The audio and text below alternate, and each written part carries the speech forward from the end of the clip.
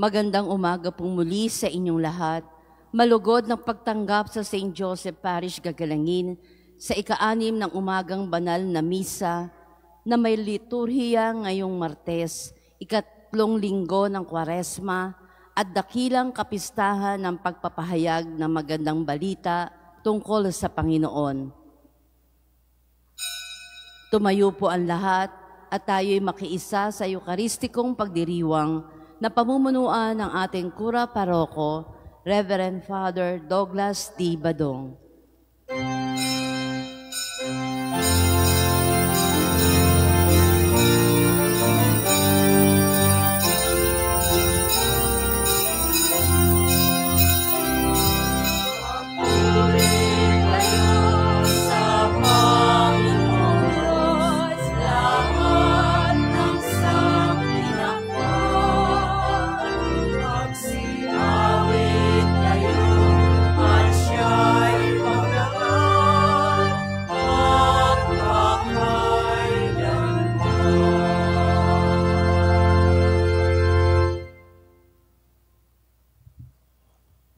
Sa ngalan ng Ama at ng Anak at ng Espiritu Santo. Amen. Ang pagpapala ng ating Panginoong Hesu Kristo, ang pag-ibig ng Diyos Ama, at ang pakikipagkaisa ng Espiritu Santo naway sumainyong lahat. At sumainyo rin. Mga kapatid, aminin natin ang ating mga kasalanan upang tayo'y maging marapat gumanap sa banal na pagdiriwang. Inaamin ko sa makapangyarihang Diyos at sa inyo mga kapatid, na lubha akong nagkasala sa isip, sa salita at sa gawa, at sa aking pagkukulang. Kaya isinasamo ko sa mahal na Birheng Maria, sa lahat ng mga anghel at mga banal, at sa inyo mga kapatid, na ako'y panalangin sa Panginoong ating Diyos. Kaawaan tayo ng makapangyarihang Diyos, patawarin tayo sa ating mga kasalanan, at patnubayan tayo sa buhay na walang hanggan. Amen. Panginoon, kaawaan mo kami. Panginoon, kaawaan mo kami. Kristo, kaawaan mo kami. Kristo, kaawaan mo kami. Panginoon, kaawaan mo kami. Panginoon, kaawaan mo kami.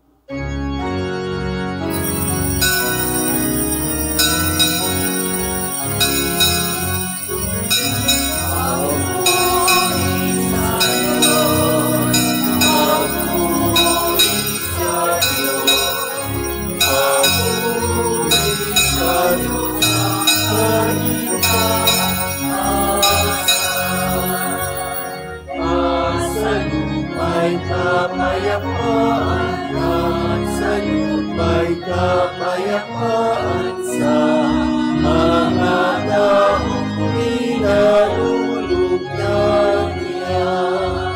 Tinutunin na namin, dinarangal ka namin, sinasamba ka namin, ipinagpupuni ka namin, inasasalamatan ka namin.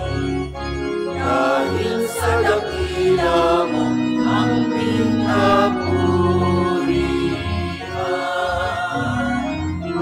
Panginoong Diyos, Hari ng langit, Diyos sa makapangyarihan sa lahat, Panginoong Hesu Kristo, Bugtong na anak, Panginoong Diyos, Kordero ng Diyos, anak ng Ama.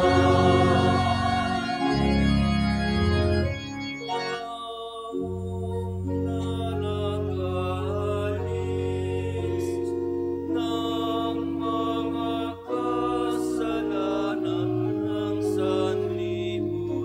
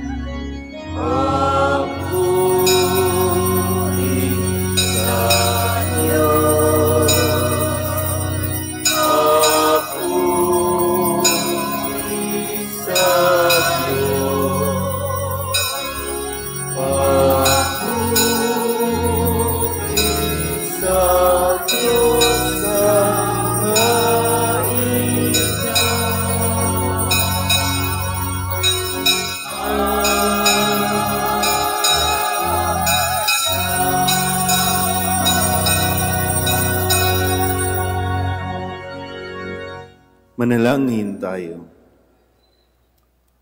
Ama naming makapangyarihan, niloob mong ang iyong salita ay maging totoong tao sa sinapupunan ng mahal na Birheng Maria. Kaming sumasampalataya na Diyos na totoo at tao ring totoo ang aming tagapagligtas, ay pagindapatin mong makasalo sa kanyang pagka-Diyos sa pamamagitan niya kasama ng Espiritu Santo magpasawalang hanggan. Amen.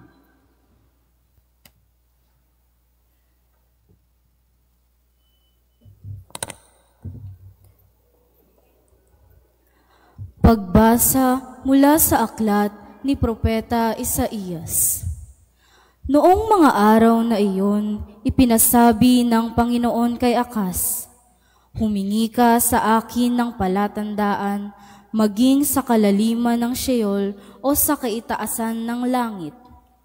Sumagot si Akas, "Hindi po ako hihingi, hindi ko susubukin ang Panginoon." Sinabi ni Isaías, "Pakinggan mo, sambahayan ni David. Kulang pa ba ang galitin ninyo ang mga tao na pati ang aking Diyos ay iyong niyayamot? Kaya nga't ang Panginoon na rin ang magbibigay ng palatandaan. Maglilihi ang isang dalaga at manganganak ng lalaki, at ito'y tatawaging Emmanuel. Sapagkat ang Diyos ay suma sa atin." Ang salita ng Diyos. Salamat sa Diyos. Handa akong naririto upang sundin ang loob mo. Handa akong naririto upang sundin ang loob mo. Ang mga paghandog, pati mga hain, at mga hayop na handang sunugin, hindi mo naibig sa dambana dalhin, upang yaong salay iyong patawarin. Sa halip, ang iyong kaloob sa akin ay ang pandinig ko upang ika'y dinggin. Handa akong naririto upang sundin ang loob mo. Kaya ang tugon ko, ako'y naririto. Nasa kautusan ang mga turo mo. Ang nais kong sundi iyong kalooban, aking itatago sa puso ang aral. Handa akong naririto upang sundin ang loob mo. Ang pagliligtas mo'y aking inihayag, saan man magtipon ang iyong mga anak. Di ako titigil ng pagpapahayag. Handa akong naririto upang sundin ang loob mo. Ang pagliligtas mo'y ipinagsabi, di ko inilihim sa aking sarili. Pati pagtulong mo't pag-ibig na tapat, sa mga lingkod mo'y isinisiwalat. Handa akong naririto upang sundin ang loob mo. Pagbasa mula sa sulat sa mga Hebreo. Mga kapatid, ang dugo ng mga toro at ng mga kambing ay hindi nakapapawi ng mga kasalanan. Dahil diyan, nang si Kristo'y manaog sa sanlibutan, sinabi niya sa Diyos, "Ang mga hain at handog na mga hayop ay hindi mo ibig, kaya't inihanda mo ang aking katawan upang maging hain. Hindi mo kinalugdan ang mga handog na susunugin at ang mga handog dahil sa kasalanan. Kaya't aking sinabi, narito ako, O Diyos, upang tupdin ang iyong kalooban, ayon sa nasusulat sa kasulatan tungkol sa akin. Sinabi muna niya, hindi mo inibig o kinalugdan ang mga hain at handog na mga hayop, mga handog na susunugin at mga handog dahil sa kasalanan. Bagamat ito'y inihahandog ayon sa kautusan. Sa kanya sinabi, narito ako upang tupdin ang iyong kalooban. Inalis ng Diyos ang unang handog na pinalitan na handog ni Kristo. At dahil sa kanyang pagsunod sa kalooban ng Diyos, nilinis tayo ni Hesukristo sa ating mga kasalanan sa pamamagitan ng minsang paghahandog ng kanyang sarili, at iyo'y sapat na. Ang salita ng Diyos. Salamat sa Diyos.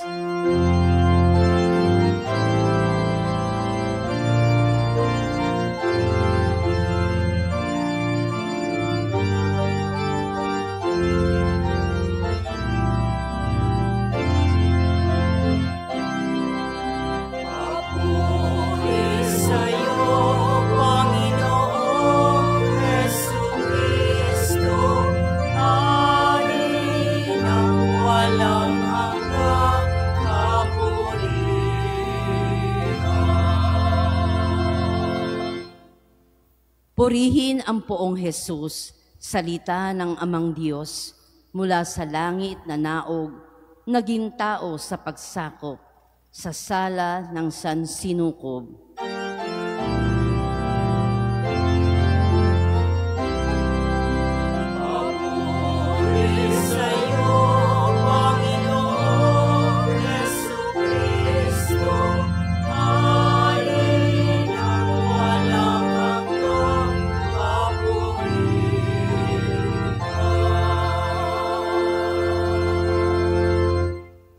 Sumainyo ang Panginoon. At sumainyo rin. Ang mabuting balita ng Panginoon ayon kay San Lucas. Papuri sa iyo, Panginoon.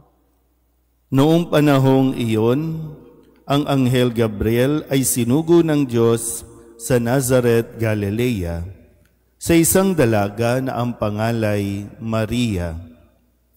Siya'y nakatakdang ikasal kay Jose, isang lalaki buhat sa lipi ni Haring David.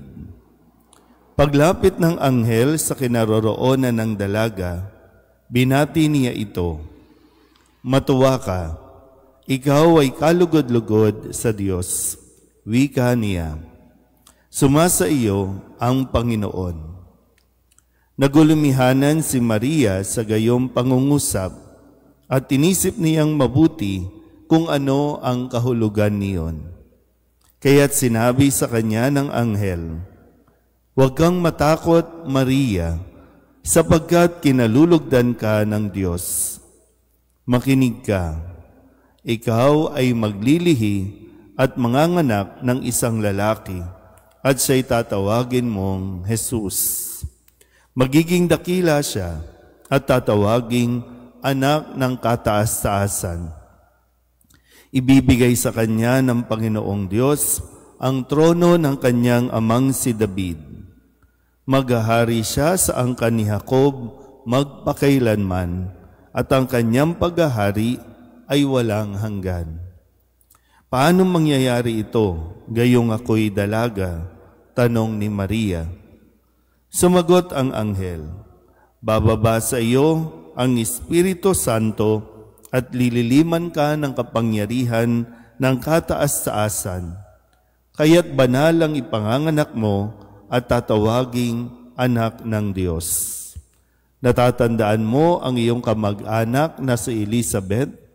Alam ng lahat na siya'y baog. Ngunit naglihi siya sa kabila ng kanyang katandaan, at ngayoy ika-6 na buwan na ng kanyang pagdadalang tao, sapagkat walang hindi mapangyayari ang Diyos." Sumagot si Maria, "Ako'y alipin ng Panginoon, mangyari sa akin ang iyong sinabi." At nilisan siya ng anghel. Ang mabuting balita ng Panginoon. Pinupuri ka namin, Panginoong Hesukristo. Isang magandang umaga po sa inyong lahat. Maligayang pagdiriwang ng dakilang kapistahan ng pagpapahayag ng magandang balita tungkol sa Panginoon. Kumbaga sa lingwahe natin, sasabihin sa inyo ng doktor, "Congratulations, buntis ka na." Kasi ngayon, ang simula ng 9 na buwan ng pagdadalang tao ni Maria, March 25, at ang ika-9 na buwan ay sa darating na December 25 ang kapanganakan. So ngayon, ang pagpapahayag, ang kapanganakan ay sa December 25. Pero maganda po na tayo ay mapaalalahanan na may mga pangyayari sa buhay natin na hindi natin lubusang naiintindihan sa ngayon. Pero kung tayo po ay mananatili sa pagtitiwala sa ating Panginoon, makikita din natin yung resulta, makikita din natin yung plano ng Diyos. Meron tayong sariling plano, meron tayong sariling diskarte, kung kailan gusto natin, kung kailan, no, yun lahat, no, pinaplano natin. Pero pumapasok ang plano ng Diyos at higit na maganda ang plano ng Diyos kaysa sa gusto nating mangyari. Kailangan lang talaga natin na katulad ni Maria, no? Kailangan lang talaga natin matuturing magtiwala. Nakakatakot itong kanyang haharapin. Hindi ito magiging madali dahil sa kanilang kalagayan ni Jose, hindi pa sila nagsasama sa isang bahay, hindi pa sila nagsisiping, at dahil sa kanyang pagdadalang tao, no, kung tatanggapin niya, pwedeng ikapahamak ng buhay niya. Pero sabi nga ng anghel, huwag siyang matakot dahil no, nasa kanya ang Espiritu. Nasa kanya ang Espiritu Santo at sila ay gagabayan. At doon, no, sa murang edad ni Maria, ay talagang natutong ipagkatiwala ang kanyang buhay sa kamay ng Diyos. At hindi naman siya binigo. Hindi siya nabigo. Hindi siya nawala ng pag-asa, kundi mas kumapit pa siya sa Diyos. Kaya kung sa imahin o sa larawan na nasa inyong harapan, no, nang siya ay kinakausap ng anghel, ay talagang nandoon ang kanyang mga tanong, nandoon ang kanyang kumbaga paghingi ng assurance, no, sa kung ano ang haharapin at sa kung ano ang kanya pong pwedeng gawin. Kung matuto lang talaga din tayong magtiwala at iasa sa Diyos ang lahat ng plano natin din sa buhay. Iba lang talaga, no? Gaya ng nasabi ko, iba lang talaga yung paraan natin, ang gusto natin, pero lahat ng ito naman ay tutuparin naman ayon sa plano at paraan ng Diyos. Amen?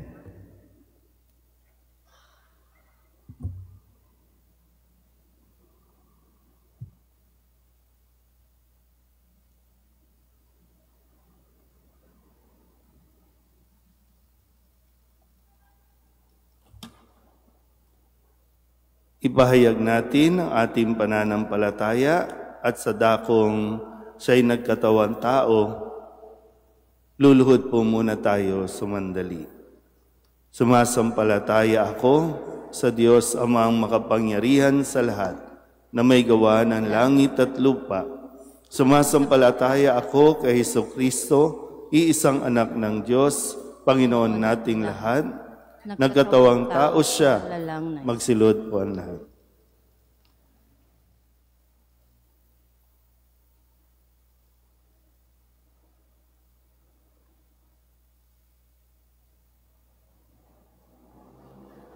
Nagkatawang tao siya, lalang ng Espiritu Santo, pinanganak ni Santa Mariang Birhen, pinagpakasakit ni Poncio Pilato, ipinako sa krus sa matay ni Libing, nanaog sa kinaroroonan ng mga yumao, nang may 3 araw na buhay na maguli.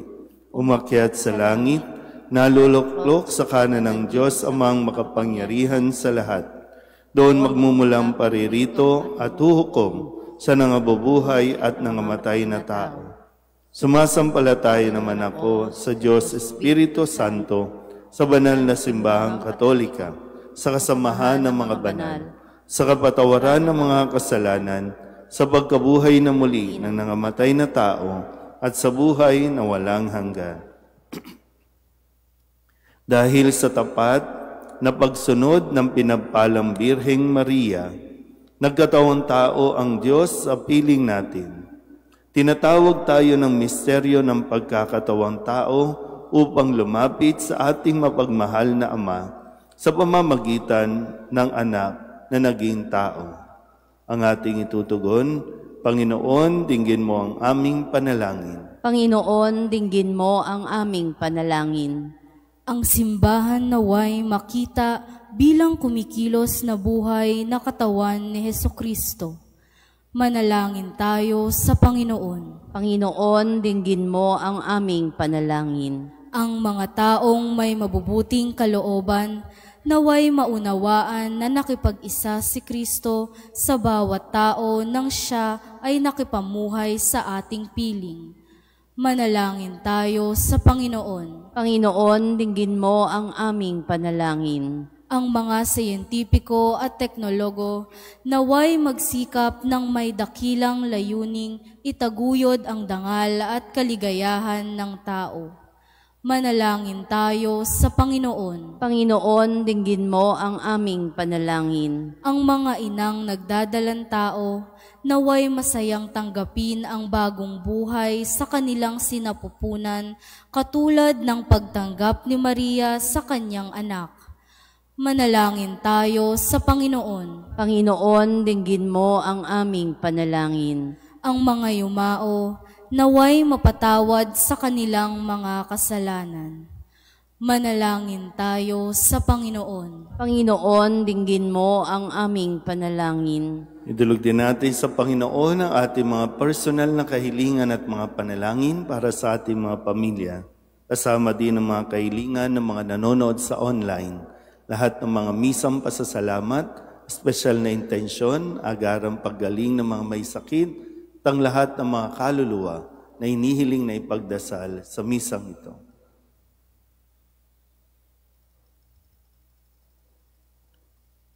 Ang lahat ng ito inihiling namin sa ngalan ni Kristo, ang aming Panginoon. Amen.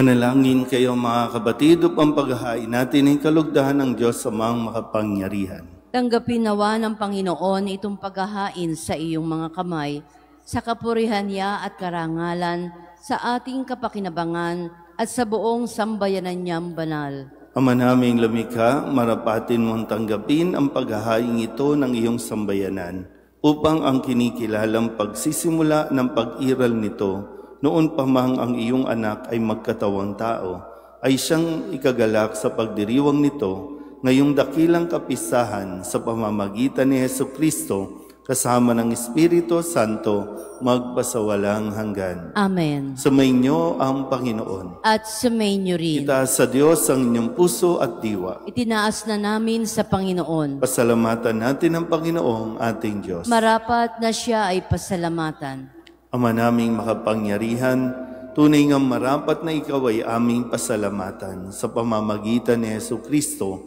na aming Panginoon. Siya'y naging dinanaiba sa amin noong lukuban ng Espiritu Santo, ang mahal na Birheng nananalig sa pagbabalita ng anghel. Siya'y dinala sa sinapupunan ng maibiging inang si Maria, kaya't natupad ang iyong pangako sa sambayanan mong unang hinirang at naganap ang higit pa sa inaasam ng lahat ng mga bansa ng sangkatauhan. Kaya kaysa ng mga anghel na nagsisiawit ng papuri sa iyo nang walang humpay sa kalangitan, kami nagbubuni sa iyong kadakilaan.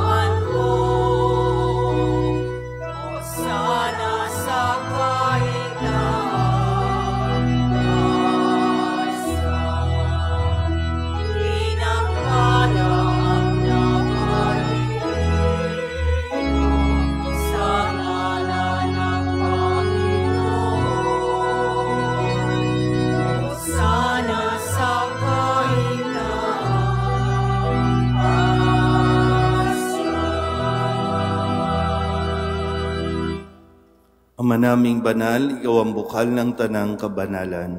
Kaya't sa pamamagitan ng iyong Espiritu, gawin mong banal ang kaloob na ito upang para sa aming maging katawan at dugo ng aming Panginoong Jesucristo.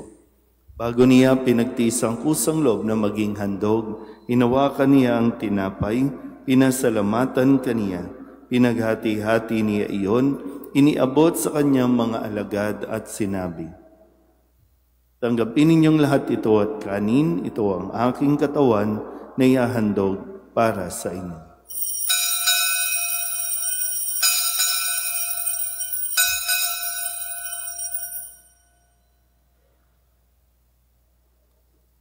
Gayun din naman nang matapos ang hapunan, hinawakan niya ang kalis, muli kaniyang pinasalamatan. Iniabot niya ang kalis sa kanyang mga alagad at sinabi, "Tanggapin ninyong lahat ito at inumin.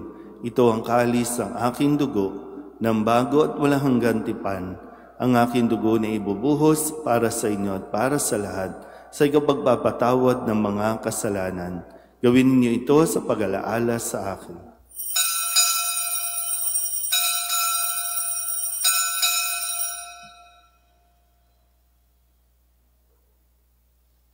Ipagbunyi natin ang misteryo ng pananampalataya.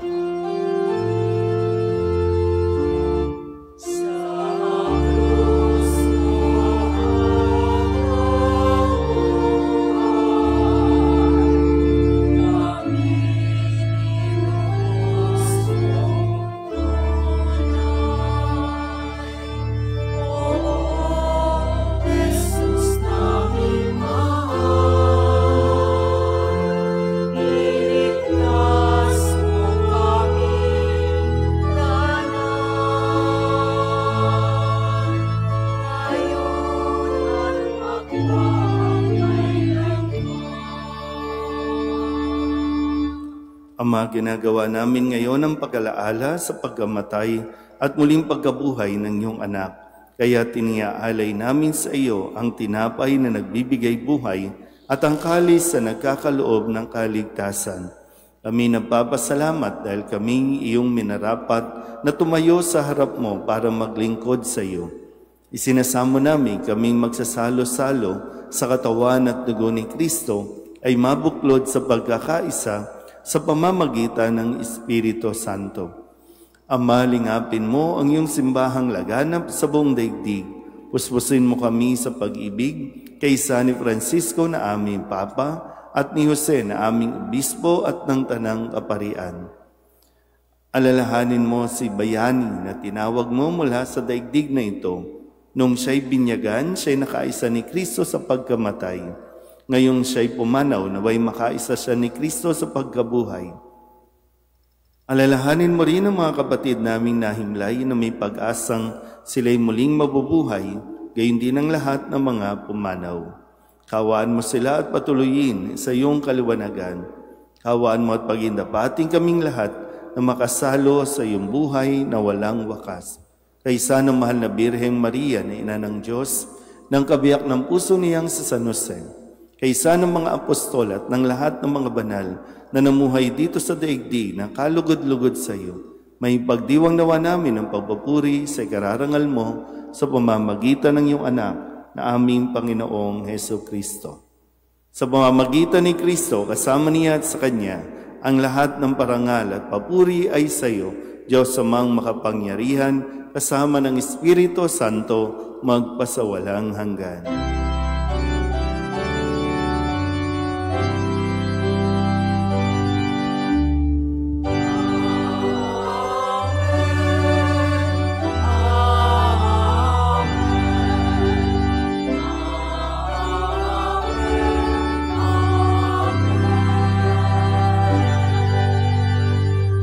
Sa tagubilin naman nakagagaling na utos at turo na Jesus sa Panginoon natin at Diyos, pahayag natin ang lakas loob.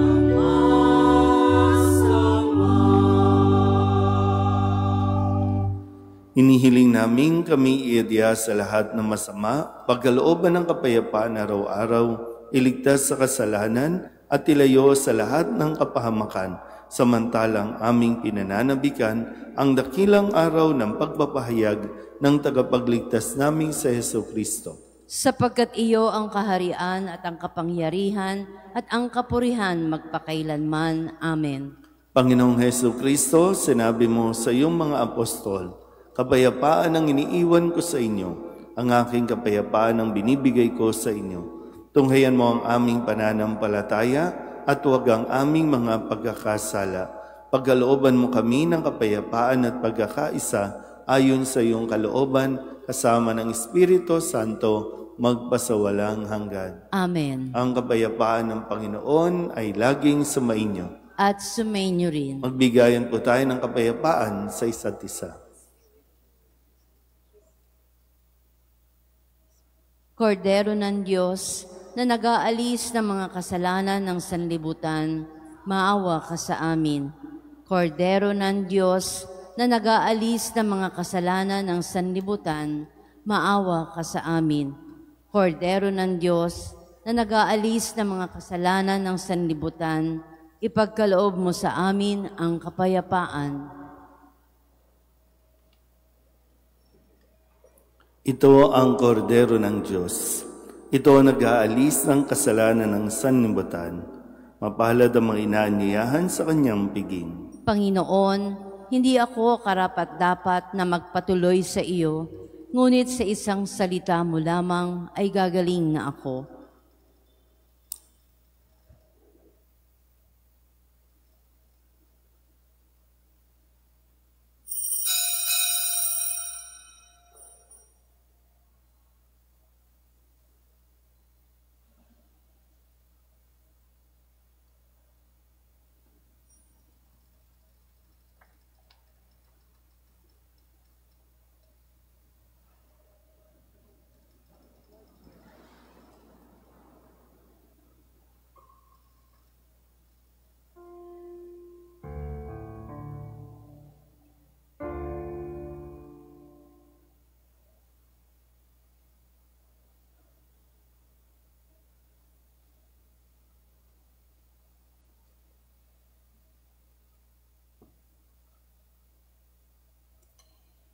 Manalangin tayo.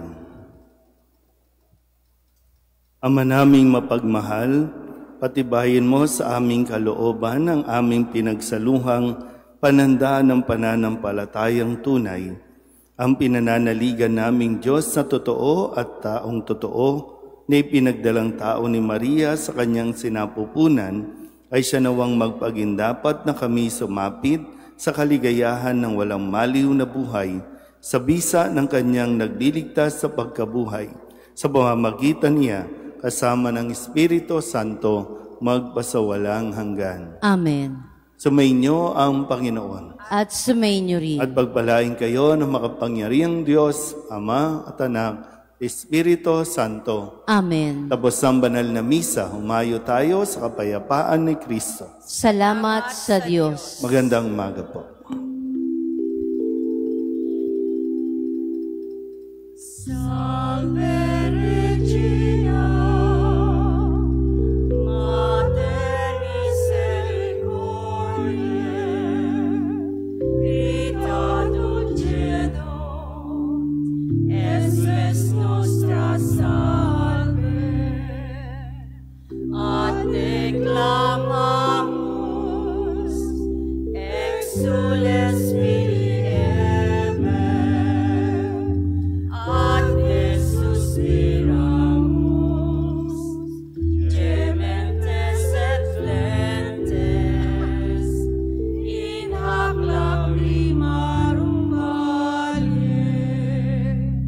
Ea ergo, advocata nostra, filius tuos, misericordes oculos, ad nos converte, et Iesu, benedictum fructum ventris tui, nobis post hoc exilio, oste